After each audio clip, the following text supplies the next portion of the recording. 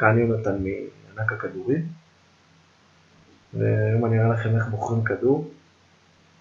טוב, אז קודם כל, כמו שאתם רואים, זה התפריט העליון.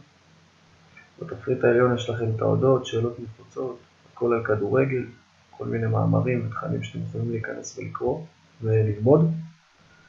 וכדור לפי חברות, שזה נייק, אדידס, פומה, מיטרה ויומבו. כדור לפי סוג, זה כדורים מקצועיים, כדורי אימונים, כדורי קט רגל, כדורי עולמות וכל הכדורים. וכמובן יצירת קשר, אם אתם רוצים ליצור איתי קשר אישית, או עם הצוות שלנו, אתם רוצים על יצירת קשר. כנ"ל לגבי הבאנרים, זה כדורי אימונים, כדורי מקצועיים, כל הכדורים, כדורי קט רגל, כדורי עולמות. נניח ואתה רוצה כדור לאימון, אתה יכול ללחוץ על הבאנר, אתה נכנס, לוחץ על הבאנר, ובוחר, כמובן אתה רואה כדורי אימונים, כותרת, וכדורי נייק אימונים, שיש פה מבחר וסוגים שונים של כדורים. אם אתה רוצה לראות עוד סוגים שונים של כדורים, אתה לוחץ על load more, וזה טוען עוד כדורים, load more, וזה טוען עוד כדורים, וכך הלאה. ככל שאתה טוען עוד, אתה רואה עוד כדורים. מה שמחוץ לסטוק זה כמובן רשום out of stock, זה משהו שאי אפשר להזמין. רק מה שבירוק אתם יכולים להזמין.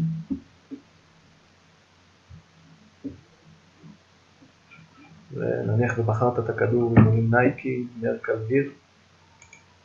יכול להעביר תמונות, תסתכל מקרוב, איך הוא מגיע, איך הוא נראה.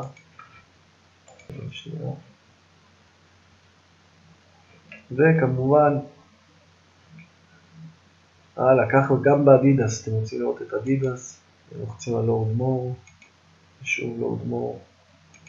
ממשק ממש פשוט, לשים את זה כמה שיותר נוח למשתמש, שכל אחד יוכל להזמין איזה כדור שהוא רוצה.